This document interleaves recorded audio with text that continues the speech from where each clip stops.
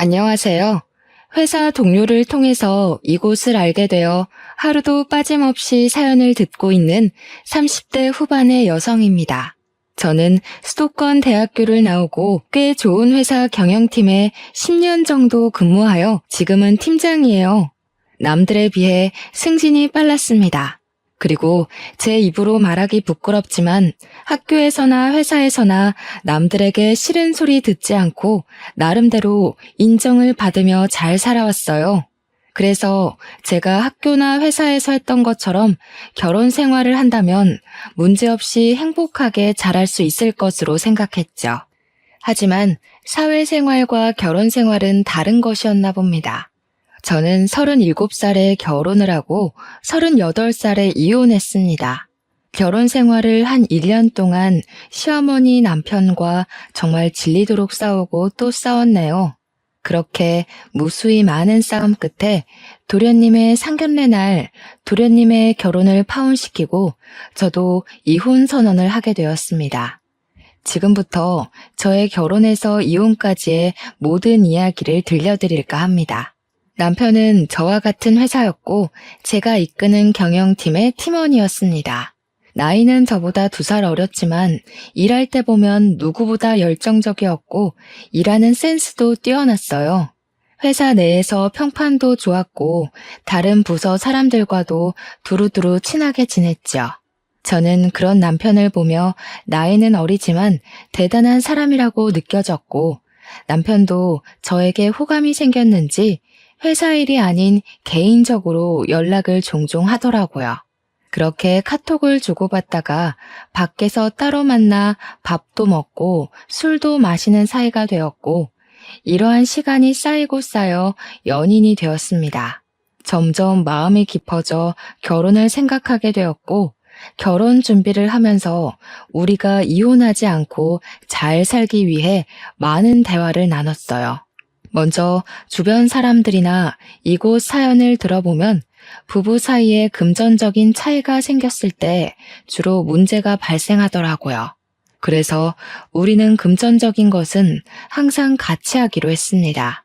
결혼 준비도 정확히 반반 나눠서 했고 집도 남편과 제가 같이 장만하였죠. 예단도 넉넉하지는 않아도 섭섭하지는 않을 만큼 준비해서 시어머니께 드리기로 했습니다. 그리고 결혼 후에는 시댁과 친정의 용돈이나 경조사비도 똑같이 드리기로 했어요. 시댁과 친정 둘 다 아버지는 돌아가시고 어머니만 계신 상태인데 저희 쪽은 어머니가 떡집을 크게 하셔서 먹고 사는데 큰 지장은 없으시지만 시어머니는 딱히 일하시지 않고 형님과 남편 그리고 도련님이 매달 드리는 용돈만으로 생활하고 계시거든요. 남편은 이러한 상황을 이야기하며 시댁에 반드시 용돈을 매달 드려야 한다길래 그럼 저도 친정에 그만큼의 용돈을 드리겠다고 했고 남편 역시 이에 불만 없이 동의했습니다. 어떤 분들은 부부 사이에 너무 계산적이지 않냐고 생각하실지도 모르겠어요. 하지만 제 주변에서 시댁에는 용돈을 많이 드리고 친정에는 용돈을 적게 드리는 이유로 싸우다가 결국에는 이혼까지 하는 후배도 보았고 처음부터 확실히 이런 부분을 이야기하지 않고 참고만 살다가 나중에 서로에게 크게 상처 주는 부부도 봐서 일부러 돈에 관련돼서는 확실하게 정리를 하였습니다. 부부의 공동 생활비 역시 매달 동등하게 내고 남편도 저도 일을 하다 보니 집안일 또한 당번을 정해서 번갈아 가면서 하기로 했어요. 이렇게 우리는 결혼 전부터 부부 생활에 대해 많은 이야기를 나누고 최고의 합의점을 찾아 우리의 생활 규칙을 완벽히 정한 뒤에 결혼했습니다. 결혼식을 마치고 남편과 팔짱을 끼고 행진할 때 이 남자와 앞으로 살 날이 너무 기대되었고 설레었어요. 신혼여행을 가서도 남편과 저는 그저 행복했고 앞으로도 이렇게 우리는 함께 웃으며 잘 살 줄 알았습니다. 신혼여행 후 한국으로 돌아온 우리는 먼저 친정으로 향했습니다. 결혼식 전에 신혼여행을 마치면 친정에서 먼저 1박을 하고 시댁으로 넘어가 1박을 하기로 약속을 했었거든요.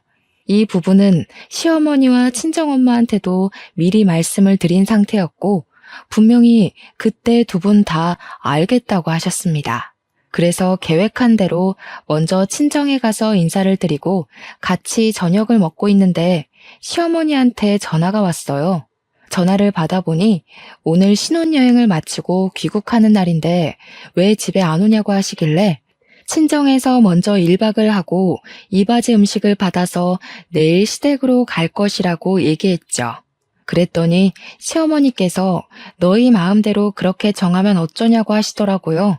저는 결혼식 전에 미리 말씀드렸고 어머니도 그때 알겠다고 하시지 않았냐고 했더니 그런 소리 들은 적 없다고 하시는 게 아니겠어요? 그러면서 원래 결혼하면 시댁에 먼저 와야 한다며 음식도 이미 다 해놨고 친정과 시댁이 멀지 않으니 바로 오라고 하셨습니다. 그런데 이미 친정의 짐도 다 푼 상태에서 밥을 먹고 있었는데 갑자기 어떻게 다시 갑니까?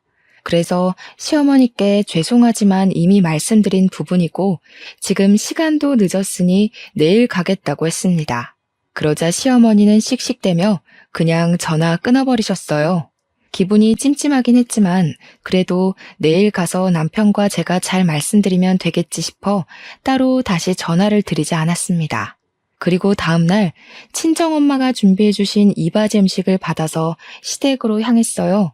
시댁에 도착하니 시어머니 제게 뚱한 표정을 지으시며 이제야 왔냐고 하시더라고요. 원래 여자는 결혼하면 뭐든지 친정보다는 시댁이 먼저여야 하는데 어떻게 신혼여행 후에 시댁에 먼저 올 생각을 안 하고 친정부터가 아니? 앞으로는 그런 식으로 하면 안 된다. 이제 너는 이 집 사람이니 죽어서도 이 집 귀신이 되어야 해.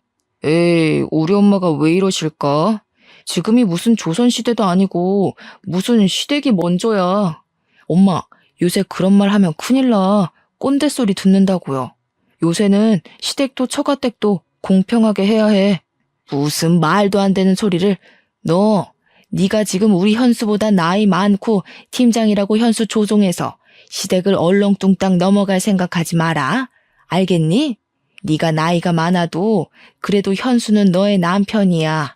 너네 집의 가장이라고. 엄마, 나보다 우리 와이프가 돈 더 잘 벌어. 우리 집의 실질적인 가장은 미진이 누나라고. 이게 아주 큰일 날 소리를 하고 있네. 안사람한테 누나가 뭐니 누나가. 이제는 안사람이라고 불러. 그리고 너네 집의 가장은 너야. 네가 돈을 더 적게 벌어도 그래도 넌 이 집의 장남이자 가장이라고. 그리고 미진이 너도 이제 현수라고 하지 말고 꼬박꼬박 현수씨라고 존칭 써. 남편은 시댁이 우선시 되어야 한다는 시어머니의 발언에 열심히 제 편에서 말을 하려 했지만 시어머니는 꿈쩍도 안 하고 오히려 분위기가 더 안 좋아졌어요.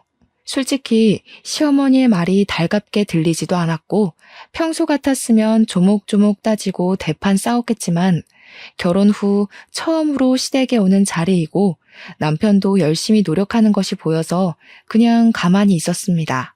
그 뒤로도 시어머니는 이바지 음식을 직접 만들어 와야지 업체에다가 사는 게 어딨냐면서 뭐라고 하셨어요.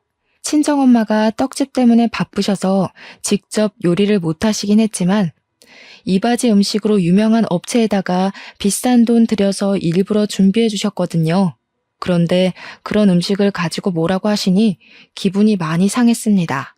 그래도 남편이 중간에서 시어머니의 말을 잘 막아줘서 그냥 꾹 참으며 아주 불편하게 시댁에서의 첫날 밤을 보냈습니다. 우리는 모든 일정을 무사히 마치고 다시 일상으로 돌아왔어요. 저와 남편은 결혼 전에 약속한 대로 공동 생활비도 동등하게 내고 집안일도 같이 하며 나름 즐겁게 생활하고 있었습니다.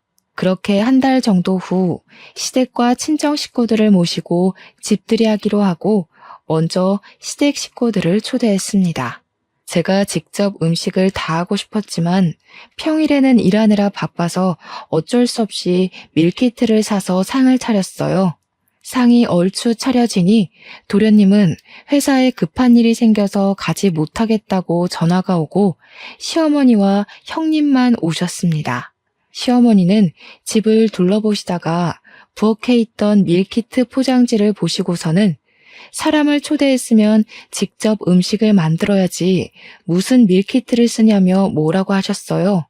형님은 요새는 밀키트도 잘 나오고 무엇보다 회사 다니느라 바쁜 사람인데 어떻게 장보고 음식을 만드냐고 하며 제 편을 들어주시더라고요. 하지만 시어머니는 나는 젊을 때 애도 보고 어른도 모시고 요리도 직접 다 해다가 먹었는데 그게 그렇게 어렵냐며 뭐라고 하셨습니다. 그리고서는 일단 배고프니 밥을 먹자고 하는데 정말 국물 하나 남기지 않고 싹싹 긁어 드시더라고요. 식사를 마치고 뒷정리를 하는데 원래 오늘 설거지 당번이 남편이었으나 집들이 때는 혼자서는 힘들 것 같아 같이 하기로 했습니다. 그래서 저는 그릇을 옮기고 남편이 설거지를 먼저 시작하려고 고무장갑을 끼고 있었어요. 현수야, 너 지금 이게 뭐 하는 짓이야? 네가 지금 설거지를 한다고? 네 마누라가 있는데 네가 왜 설거지를 해? 엄마, 당연히 우리 집이니까 내가 설거지 해야지. 그리고 오늘은 원래 내가 설거지 당번인 날이야. 뭐? 설거지 당번? 원래 돈 버는 남자는 설거지 하는 거 아니야. 얼른 고무장갑 벗어. 그리고 미진이 네가 해, 네가. 어머니, 제가 집에서 노는 사람도 아니고 저도 현수랑 똑같은 회사에서 일하는데 현수는 왜 설거지를 하면 안 되고 제가 다 해야 해요? 우리 집인데 당연히 우리 같이 설거지 해야 하는 거 아닌가요? 이게 지금 어디서 말대꾸야? 원래 설거지는 당연히 며느리가 하는 거다. 며느리가. 얼른 네가 해. 그리고 지금 나이 많다고 유세니? 네 남편한테 현수가 뭐니 현수가? 현수 씨라고 불러. 엄마 도대체 왜 그래? 그냥 가서 누나랑 앉아서 과일이나 먹고 있어. 내가 하고 싶어서 한다고 내가. 누나, 얼른 엄마 좀 데리고 가. 시어머니는 형님의 손에 이끌려 부엌에서 나갔어요. 저와 남편 둘이 같이 설거지하는데 생각하면 할수록 시어머니의 말이 너무 화가 나더라고요. 그래도 남편이 설거지하면서도 자꾸 제 눈치를 보고 미안하다고 하고 또 무엇보다 제 편에 있는 것이 보이니 고마웠습니다. 설거지를 마치니 밖이 벌써 어둑어둑하더라고요. 이제는 시어머니와 형님이 집에 가셨으면 싶은데 일어날 생각이 하나도 없고 거실에서 TV를 보며 맥주를 마시고 계셨어요. 어머니, 밖에 어두워졌는데 언제 집에 가실 거예요? 내일 월요일이라 저희도 이제 좀 쉬고 출근 준비도 해야 해서요. 집에 가기는 뭘 가? 오늘 여기서 자고 가야지. 설마 집들이에 초대해놓고 잠도 안 재워주고 보내려고? 엄마, 오늘 자고 가는 거야? 집에 내일 아침에 마땅히 먹을 것도 없는데 괜찮겠어? 나는 엄마 우리 집에서 주무시고 가는 거 좋기는 하지만 혹시라도 엄마 불편할까봐 걱정되네. 난 여기도 편해. 내 아들 집이 내 집이고 그런 거지 뭐. 그리고 집에 이제 와이프가 있는데 기본 밑반찬은 있어야지 그것도 없니? 도대체 살림을 하는 건지 마는 건지. 내일 아침은 그냥 간단히 라면을 먹던가 하고 얘 며느리야. 집에서 편하게 입을 옷 좀 줘봐라. 시어머니와 형님은 집에 갈 생각이 정말 하나도 없어 보였습니다. 저는 일단 남편을 데리고 큰 방으로 갔어요. 그냥 오늘은 집에 가시라고 말해달라고 했더니 남편은 엄마인데 어떻게 쫓아내냐고 하며 오늘 하루만 이해해달라고 부탁하더라고요. 정말 짜증이 났지만 그래도 오늘 시어머니가 뭐라고 할 때마다 중간 역할을 잘해줘서 그냥 알겠다고 했습니다. 그날 밤 잠을 자야 하는데 시어머니는 밤늦게까지 맥주를 드시며 TV의 볼륨을 높여서 보시더라고요. 결국 저는 시끄러워서 잠을 거의 자지 못했네요. 아주 피곤한 몸을 이끌고 저와 남편이 출근 준비를 하고 있는데 작은 방에서 시어머니가 나오셨어요. 바로 출근하니? 밥은? 현수 아침은 안 먹이니? 저희 평일에는 서로 바빠서 아침은 집에서 먹지 않고 회사 근처 편의점에서 간단히 먹어요. 차리고 치우고 하면 회사 늦어서요. 뭐? 남편이 일하는데 따뜻한 밥을 집에서 먹여야지. 어떻게 만든지도 모르는 편의점 음식을 왜 사서 먹여? 너 정말 너무한 거 아니야? 어머니, 저도 회사에서 일해요. 제가 유세 떠는 것처럼 보일까봐 제 입으로 이런 말 하지 않으려고 했는데 엄밀히 말하면 회사에서 제가 현수 씨보다 일도 더 많이 하고 돈도 더 많이 벌어와요. 그런데 그런 제가 매일 현수 씨 밥까지 챙겨줘야 해요? 누나, 말이 좀 그렇다. 내가 언제 아침밥 달래? 그런 것도 아닌데 왜 말을 그렇게 해? 저는 어제부터 사사건건 트집 잡고 구박하는 시어머니한테 말을 더는 좋게 못하겠더라고요. 그래서 저도 모르게 말이 거칠게 나와버렸어요. 시어머니는 제 말에 아주 황당하다는 표정을 짓고 저는 에라 모르겠다는 심정으로 그냥 나와버렸습니다. 잠시 뒤 남편도 나오고 우리는 같이 차에 타서 회사로 향했어요. 평소에는 차 안에서 이런저런 얘기를 많이 나눴지만 오늘은 남편과 말하기도 싫고 딱히 할 말도 없어서 그냥 조용히 가고 있는데 남편이 먼저 말을 꺼내더라고요. 누나가 엄마 때문에 스트레스 받는다는 건 알겠는데 엄마한테 말 좀 이쁘게 해줄 순 없어? 엄마가 옛날 사고방식을 가지고 있기도 하고 솔직히 엄마 세대들은 당연히 그런 줄 알고 살아왔잖아. 내가 평소에 잘할 테니까 엄마 앞에서만 엄마 뜻에 따르면서 생활하자. 나 우리 엄마랑 누나랑 이렇게 싸우는 거 너무 싫어. 나랑 어머니랑 싸우는 게 다 내 잘못이니? 그리고 너 어머니 아들이기도 하지만 나와 가정을 이룬 부부이기도 해. 그동안은 어머니 아들로 설거지 한 번도 안 하고 살아왔을지 몰라도 이제는 바뀌었다고. 게다가 어머니 앞에서는 설거지고 집안일이고 다 내 차지면 우리가 결혼 전에 그렇게 오랜 시간 대화를 나누며 정했던 우리 부부의 생활 규칙은 뭐가 되니? 이 규칙만은 절대 깨지 말자고 다짐하고 또 다짐했는데 어머니 때문에 1년도 못 가서 이렇게 깨진다는 게 말이 돼? 규칙이 반드시 지켜야 할 법도 아니고 상황에 따라서 좀 깨질 수도 있고 하는 거지. 우리 엄마 앞에서 설거지하고 집안일 더 하는 게 그렇게 불만이야? 막말로 우리가 엄마를 모시고 사는 것도 아니고 어쩌다가 한 번 있는 일이잖아. 그런데 꼭 그렇게 한마디도 지지 않고 따져야 속이 시원해? 나 솔직히 설거지 더 할 수 있고 집안일도 더 할 수 있어. 그런데 나는 설거지 횟수, 집안일의 비중 때문에 화가 나는 게 아니라 너와 내가 동등하게 같이 일해서 돈을 버는데 나는 며느리니까 아침밥도 차리고 설거지도 해야 하고 너는 남편이니까 아침밥 얻어먹어야 하고 설거지는 하면 안 된다고 하는 어머니의 마인드가 너무 싫어. 그리고 어머니는 그렇게 생각하실지 몰라도 그런 생각을 나에게 강요하시는 것도 너무 싫다고. 그냥 대충 네네 하고 좋게 넘어갈 수는 없어? 우리가 결혼 생활하면 엄마가 돌아가시기 전까지는 계속 이런 일로 누나랑 엄마랑 다퉈야 할 텐데 그냥 융통성 있게 넘어갈 수도 있잖아. 안 그래? 그렇게 한 번, 두 번 대충 네네 하고 넘어가면 당장은 조용하겠지. 그런데 과연 우리가 진짜 행복하게 살 수 있을까? 너야 편하겠지만 나는 절대 그리 못해.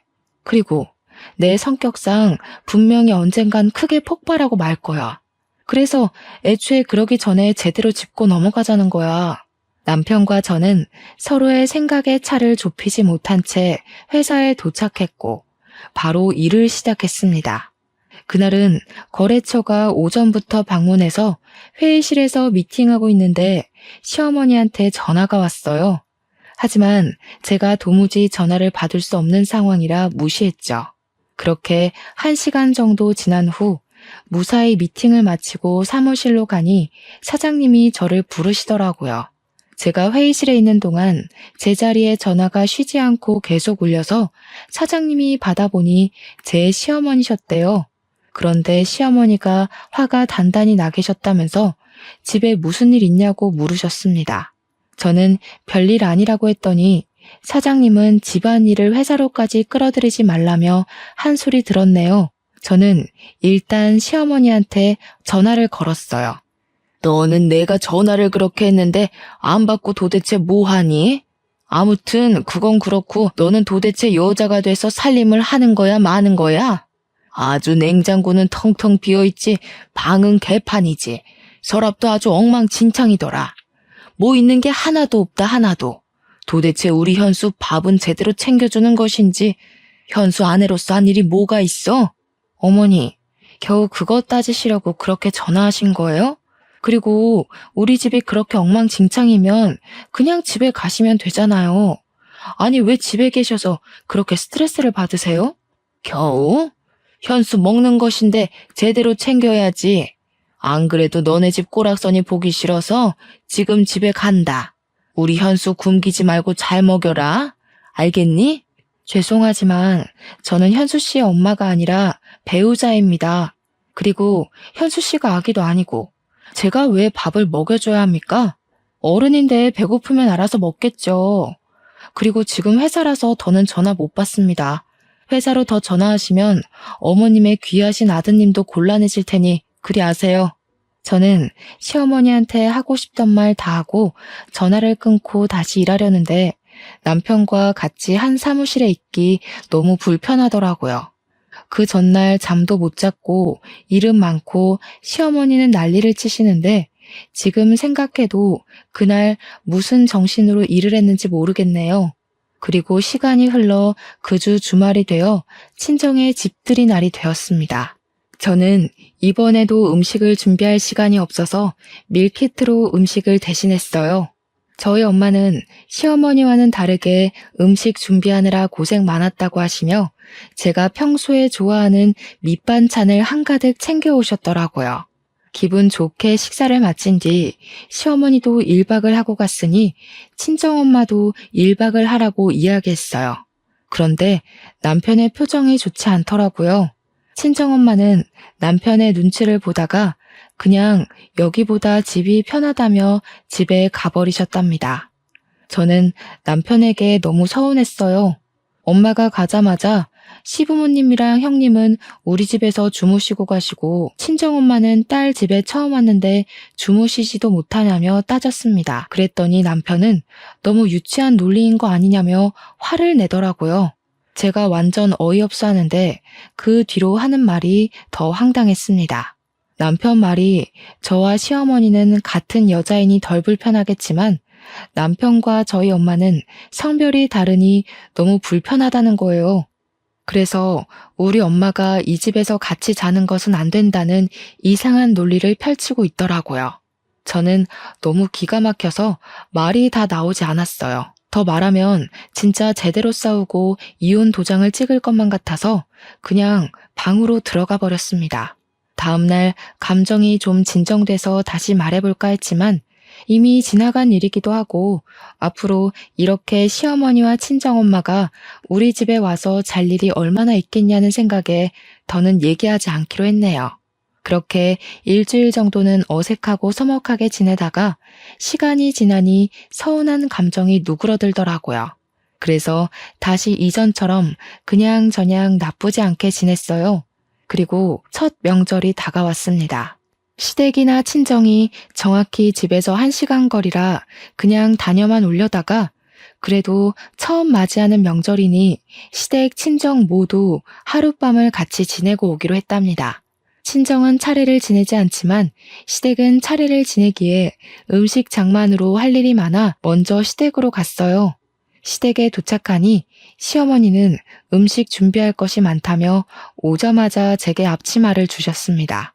그래도 첫 명절이라고 나름 차려입고 갔는데 왔냐는 인사도 없이 일꾼이 온 것처럼 앞치마부터 건네니 기분이 조금 그랬어요. 일단 저는 앞치마를 받고 편한 옷으로 갈아입고 부엌에 들어갔고 남편도 같이 돕는다고 부엌에 따라 들어왔답니다. 현수야, 너는 일하느라 힘들 텐데 부엌에는 왜 와? 가서 TV 보고 좀 쉬어. 이럴 때나 쉬지 언제 쉬니? 그리고 미진이는 여기 와서 전 좀 붙여라. 어머니가 자꾸 잊으시는 것 같은데 저랑 현수랑 같은 회사, 같은 부서에서 일해요. 아시죠? 그래도 너는 팀장이니까 좀 자유롭잖아. 그리고 남편한테 현수가 뭐니 현수가. 현수 씨 아니면 여보라고 똑바로 지칭해라. 왜? 전 부치기 싫으니? 이깟 전 부치는 게 뭐 힘들면 얼마나 힘들다고 싫은 티를 팍팍 내? 나이 많다고 유세 부리는 것도 아니고 원래 차례상 음식 장만은 다 며느리들이 하는 거야. 친정에서 차례를 지내지를 않았으니 알 리가 있나. 시어머니는 남편과 제가 같이 일하는데 남편한테는 쉬라 그러고 저한테만 부침개 부치고 음식 장만을 하라고 하셨습니다. 남편도 자신이 부엌에 있으면 제가 곤란해질 것 같다며 도련님과 함께 거실에서 TV를 보고 과자를 먹고 놀고 있었어요. 결국 제가 며느리라는 죄로 혼자 전을 다 부쳤네요. 그러고 잠시 쉬려는데 이번에는 친척들이 오셨어요. 시어머니는 친척들 오셨으니 저녁상을 차리라고 하시더라고요. 그래서 저는 음식을 준비할 테니 남편에게 상을 피고 수저를 놓아달라고 부탁했더니 남편은 친척들에게 잡혀서 이런저런 이야기 듣느라 거실에 앉아 아무것도 안 하고 있었습니다. 결국 또 저 혼자 상을 피고 수저도 놓고 음식도 놓고 하며 상을 차렸답니다. 상을 다 차리고 저도 뒤늦게 앉아서 밥을 먹으려는데 친척 어르신이 물 좀 갖다 달라고 하셨어요. 솔직히 물 정도는 남편이 좀 움직여서 갖다 줄 수 있지 않나요? 그런데 남편은 친척들 사이에 딱 앉아서 열심히 밥만 먹고 있었더라고요. 시어머니는 저한테 얼른 가져오라고 하고 친척들도 다들 절 쳐다보시고 계시길래 저는 밥을 먹으려다가 다시 내려놓고 물과 컵을 가져왔답니다.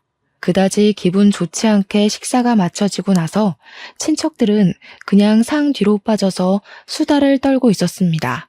저도 같이 앉아 있으려니 시모가 얼른 상 치우고 설거지를 하라고 재촉하시더라고요. 이건 좀 아닌 것 같다는 생각에 남편에게 설거지는 같이 하자고 했어요. 남편은 조금 당황한 표정을 짓다가 알겠다고 하며 부엌으로 가려고 하자 시어머니는 친척들 다 계시는데 장남이 모양 빠지게 무슨 설거지냐며 차라리 시어머니 본인이 하겠다고 하셨어요. 저는 마음 같아서는 시어머니한테 그럼 그러시라고 말하려다가 친척들도 있고 해서 마지못해 부엌으로 가서 설거지했네요. 저의 표정이 좋지 않자 남편은 계속 제 눈치를 보고 시어머니는 저를 계속 못마땅하게 여기시며 명절의 첫날이 지났습니다. 그리고 둘째 날 친척들과 남편, 도련님이 함께 차례를 지내고 식사를 마친 뒤 친척들이 가시길래 저도 친정에 가려고 짐을 챙기고 있었어요. 그때 누군가가 집 배를 눌러서 나가보니 도련님과 결혼할 사람이라며 예비 동서가 과일과 한우를 들고 집에 왔더라고요. 어제부터 음식 장만하느라 피곤함에 지친 저와는 달리 딱 봐도 화사하고 어리고 여자인 제가 봐도 너무 예뻤어요. 어차피 다음 주 상견례 때 볼 건데 왜 왔어? 그냥 집에서 쉬지 않고 기특하기도 하지. 지금 시간이 벌써 점심시간이네. 온 김에 밥 좀 먹고 가. 미진아, 네 예비동서 왔으니 같이 밥 먹게 상 좀 차리자. 시어머니는 저를 콕 집어서 상을 차리자고 하며 부엌으로 저를 데리고 갔어요. 예비동서도 돕는다고 들어가니 시어머니는 예쁘게 차려입고 왔는데 옷 버린다고 안 된다며 거실로 나가서 진수랑 현수랑 쉬고 있으라고 하셨습니다. 저도 첫 명절이라고 예쁘게 차려입고 왔는데 제게는 오자마자 앞치마를 던져주시더니 예비 동서한테는 한사코 쉬라고 하시는데 기분이 묘하게 상하더라고요. 어찌됐든 저는 시어머니와 함께 상을 차리고 다 같이 식사를 했어요. 식사를 마친 후 상을 정리하고 저와 남편이 설거지하려는데 예비 동서가 설거지는 자신이 하겠다고 왔습니다.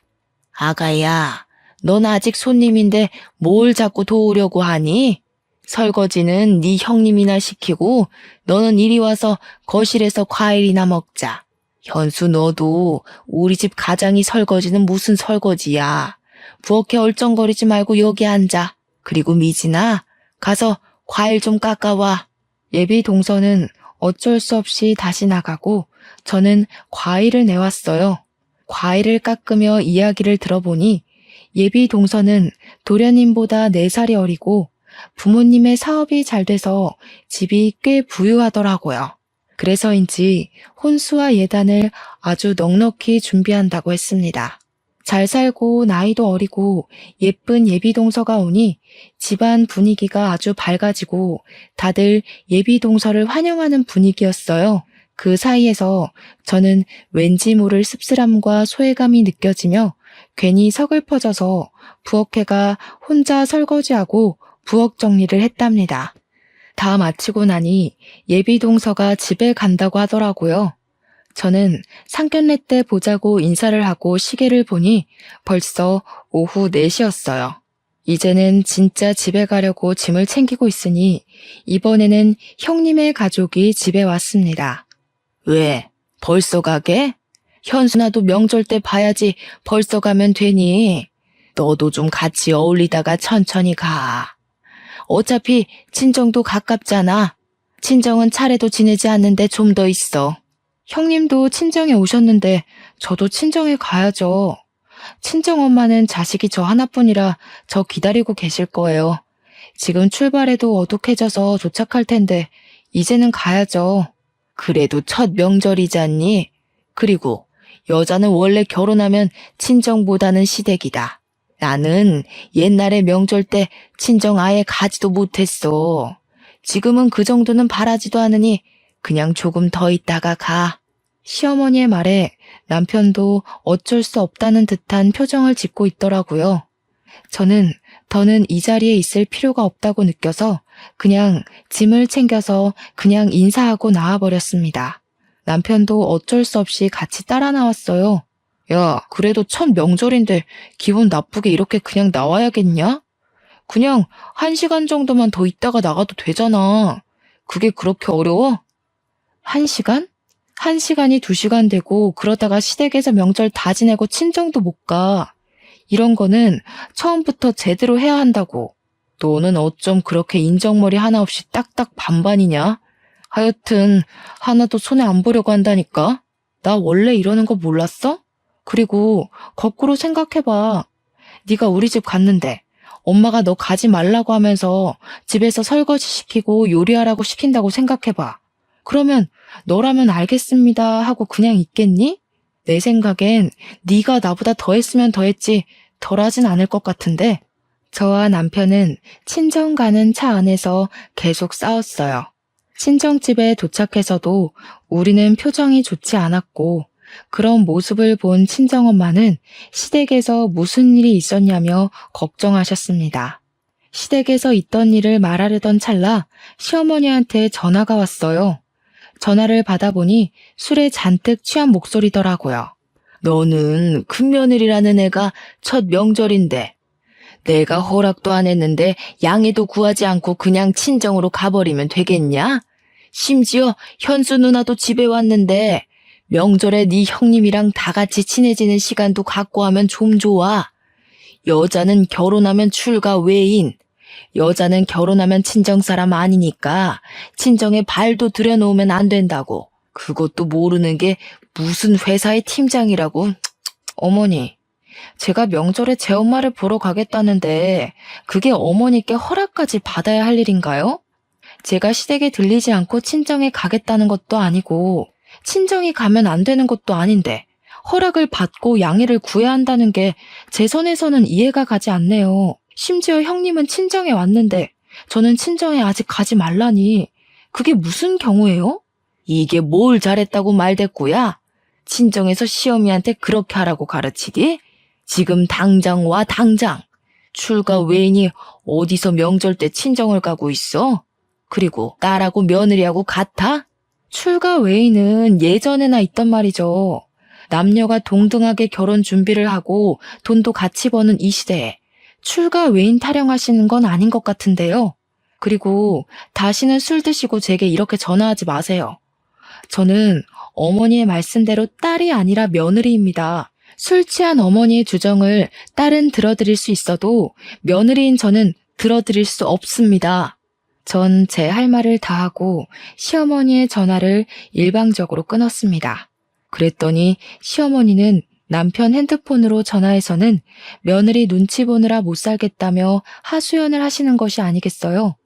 그때 저와 엄마는 남편과 같이 있어서 시어머니가 뭐라고 하는 것을 친정엄마가 다 듣게 되었어요. 엄마는 화가 단단히 나서 남편의 핸드폰을 뺏어갔습니다. 사돈, 듣자 하니까 정말 너무하시네요. 저랑 동년배이신데 어쩜 그렇게 사고가 꽉 막혀 있으신지 6.25 전쟁까지 겪으신 제 시어머니보다 더 꽉 막히셨네요. 정말 제가 저희 딸을 그 집으로 시집 보낸 것이 너무 후회스럽네요. 일단 지금은 술 취하신 것 같으니 전화 끊으시고 더는 추태 부리지 마세요. 아시겠어요? 엄마는 술 취한 시어머니한테 따끔하게 한 소리하고 그냥 전화를 끊어버리셨습니다. 바로 다시 시어머니의 전화가 계속 울리고 남편이 받으려 했지만 제가 지금 전화를 받으면 바로 이혼이라고 하니 전화를 받지 않았어요. 그렇게 살얼음판 같았던 명절이 지났답니다. 명절이 지나고 오랜만에 출근한 날 회사에서 일하는데 1층에서 시끄러운 소리가 들려 나가보니 시어머니가 회사 문 앞에서 사람들과 싸우고 있더라고요. 가만히 들어보니 우리 아들과 며느리가 이 회사 경영팀에서 일하니 들어가겠다 하고 회사 사람들은 아무리 가족이라고 해도 이렇게 막무가내로 오시면 안 된다며 난동을 부리고 있었습니다. 저와 남편은 깜짝 놀라 1층으로 내려가자 시어머니가 왜 명절 때 전화를 받지 않느냐며 네가 그러고도 며느리냐고 하며 소리를 고래고래 지르시더라고요. 아무리 그래도 그렇지. 여기는 저와 남편이 일하는 회사입니다. 일단 가세요. 집에 가서 이야기해요. 이게 회사까지 쫓아올 만큼 중대한 일이에요? 당연하지. 며느리가 며느리 도리를 안 하는데 회사가 아니라 우주 끝까지라도 쫓아가야지. 2년이 일만 해와서 뭐 아무것도 모르는 것 같은데 오늘부터 퇴근하고 우리 집 와서 며느리 도리 좀 배워라. 이번 주에 진수 상견례도 있고 네가 그래도 맏며느리인데 진수 처한테 이것저것 알려주려면 너도 배워야 하지 않겠어? 엄마, 그만 좀 해. 회사에서 일하는데 이게 무슨 행패야? 제발 그냥 집에 가. 엄마 아들, 이 회사에서 잘리는 꼴 보고 싶어? 남편의 간곡한 부탁에 시어머니는 집으로 갔어요. 사무실로 들어가니 바로 사장님이 저와 남편을 부르셨고 제발 집안의 일을 회사에까지 끌고 오지 말라며 엄청나게 크게 혼이 났습니다. 안 그래도 그날은 연휴 끝난 후라 정신없는데 시어머니 때문에 더 정신없고 쪽팔려서 대충 급한 일만 마무리 짓고 저와 남편은 도망치듯이 퇴근을 했네요. 퇴근하며 남편은 내게 그냥 적당히 노인네 기분 좀 맞춰줄 순 없냐고 뭐라고 하고 저는 그런 남편의 말에 화가 나 크게 싸웠습니다. 그 뒤로 저는 시어머니의 전화를 받지 않고 남편과 대화도 하지 않으며 남남처럼 생활했네요. 그리고 도련님의 상견례 날이 왔어요. 예단 이야기가 나왔는데 예단비 2억에 고급 모피코트에 명품 가방을 준비한다고 하더라고요. 시어머니는 넉넉한 예단과 혼수에 너무 좋아했고 상견례장 분위기도 아주 화기애애했습니다. 이런저런 대화를 하다가 예비동생 어머니가 저한테 시어머니가 잘해주시냐고 물어보셨어요. 네, 잘해주세요. 며느리는 출가 외인이니 친정보다는 시댁이 먼저야 하고 명절 때도 형님은 친정에 왔지만 저는 친정에 가면 안 된다고 하시고 맞벌이여도 남편 밥은 챙겨야 하고 남편한테는 설거지도 시켜서는 안 된다고는 하지만 그래도 잘해주세요. 예, 너는 왜 그런 소리를 이 자리에서 하니? 내가 언제 그랬다고? 지금 농담하는 거지? 사돈, 우리 집 맏며느리가 원래 이렇게 장난을 잘 쳐요. 장난 아닌데요? 매번 그러셨잖아요. 동서도 저번에 명절 때 집에 못 가고 있는 거 다 봤죠? 설거지도 제 남편한테는 하나도 안 시키고 저 혼자 다 했던 것도 기억하시죠? 이 집으로 시집 오면 그게 동서의 미래 모습이에요. 이제 명절 때는 친정에 갈 생각 마시고 주야 장천 설거지만 하셔야 할 겁니다. 사돈, 아니에요. 설마 제가 그렇겠어요? 제가 맏며느리한테는 그래도 둘째 며느리한테는 안 그래요. 명절날 아주 칼같이 보내겠습니다. 원한다면 설과 추석 번갈아 가면서 와도 돼요. 맏며느리는 일만 해서 뭘 잘 몰라서 제가 가르친다고 그런 거고, 우리 둘째 며느리한테는 안 그럴 거예요. 저와는 다르게 둘째 며느리가 넉넉하게 예단과 혼수 준비해 가서 그러신가 보죠? 우리 시어머니는 예단으로 며느리를 차별하는 그런 분이셨네요. 저는 성격이 좋지 않아서 그런 차별 대우 받고서는 이 집 큰 며느리로 못 있겠네요. 죄송하지만 이제 며느리 노릇 못 해먹겠어요. 그쪽도 저처럼 고생하기 싫으면 얼른 도망치세요. 남편이 좋아도 시어머니 자리가 별로면 아무래도 힘들더라고요. 저의 폭탄 발언에 예비동서 가족의 표정이 굳어지고 시어머니는 당황해 하시더라고요.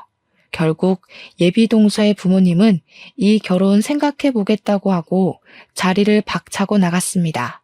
야, 너는 동생 상견례 자리에서 꼭 이렇게까지 해야 해? 진짜 독종이다, 독종. 이혼하자, 이혼해.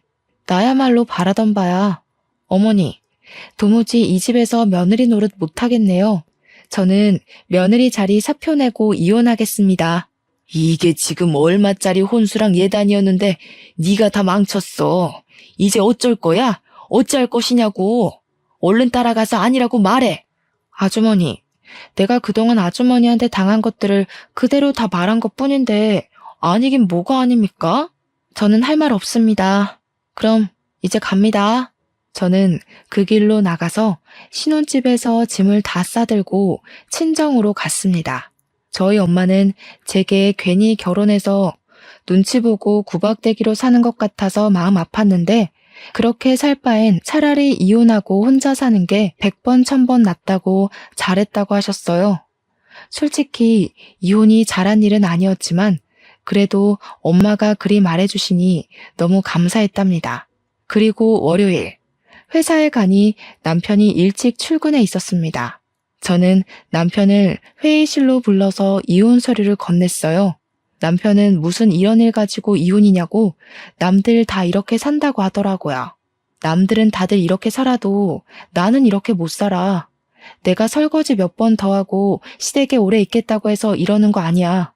나에게는 엄격하게 며느리 도리 강요하면서 자기 아들은 집안일 하나 못하게 하고 내가 예단비 적게 해왔다는 이유로 벌써 대놓고 차별하려고 하시는데 나는 그런 차별 대우받으면서 못 산다고. 그렇지 않아도 네가 상견례 자리에서 그러고 나가서 진수 파혼했어. 그럼 된 거 아니야? 너도 꼭 이렇게 이혼까지 해야 해? 잘 됐네. 도련님 파혼시킨 마당에 내가 이제 시댁에 가면 나는 천덕꾸러기일 텐데 나는 더는 그렇게 못 살아. 이혼해. 우리는 회사 회의실에서 대판 싸우고 결국에는 이혼을 하기로 합의를 했습니다. 며칠 뒤 우리가 이혼한다는 소식을 들은 시어머니가 또 회사에 와서 저를 찾는다고 난리를 치는 바람에 회사에 남편에 대해 좋지 않은 소문이 났습니다. 그리고 얼마 지나지 않아 남편은 사람들의 따가운 눈총을 이겨내지 못하고 회사를 관두게 되었답니다. 반면 저는 이혼 후 여전히 경영팀 팀장으로 사람들과 좋은 관계를 유지하며 회사에 잘 다니고 있습니다. 솔직히 그동안 회사에 다니면서 다양한 상황들을 많이 만났지만 그래도 그때마다 잘 대처를 해왔거든요. 그래서 저는 결혼 생활도 잘할 줄 알았습니다. 잘 살기 위해서 결혼 전 남편과 많은 대화도 나누고 현명하게 준비를 한다고 했지만 결국 이혼하게 되고 말았네요. 물론 저도 무조건 잘했다고는 생각지 않습니다. 제가 융통성 있고 좀 더 유연하게 해야 했는데 제 성격상 그러지 못한 부분도 있었을 것으로 생각해요. 하지만 저의 이혼을 후회하지는 않아요. 다시 그 상황이 되어도 조건 없는 며느리의 희생을 강요하는 전 시어머니와 처음에는 제 편인 듯 했지만 결국엔 어머니의 뜻에 수긍했던 전 남편에게 이혼 서류를 던졌을 것입니다. 다만 마음이 정리되고 나중에 혹시라도 마음에 드는 남자가 생긴다면 그때는 지금보다 더 현명하고 지혜롭게 결혼 생활을 하고 싶네요. 생기지 않는다면 어쩔 수 없고요. 그 전까지 저는 평소와 같이 열심히 회사 생활하며 자기 개발도 열심히 해보려고 해요. 그러다가 기회가 된다면 더 좋은 인연이 생길 수도 있겠죠? 그러길 바래봅니다. 지금까지 저의 긴 이야기 들어주셔서 감사합니다.